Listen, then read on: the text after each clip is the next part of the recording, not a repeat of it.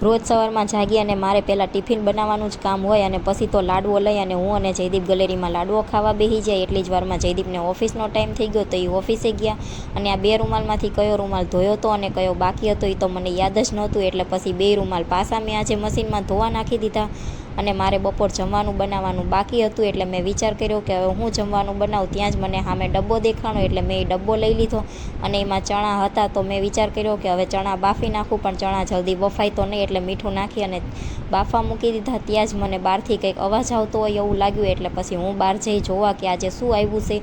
તો આ roller road કરવા આવ્યું હતું અને પછી ઘરમાં આવી તો આ હેતરાજે બધા રમકડા આડાવડા નાખી દીધા હતા. તો એ બધા ગોતી અને મેં રમકડાને બધાય હરખા ગોઠવી દીધા અને ચણા બફાય ત્યાં સુધી મારે લસણવાળું મરચું કરવાનું હતું. એટલે મેં લસણ અને મરચું બે લઈ લીધું અને લસણવાળું મરચું કરી નાખ્યું. એટલી જ વારમાં પાસા અને રમકડા અહીંયા નાખી દીધા. અને વિડીયો ગમ્યો હોય તો લાઈક કરી દેજો અને ચેનલને કરી દેજો સબસ્ક્રાઈબ.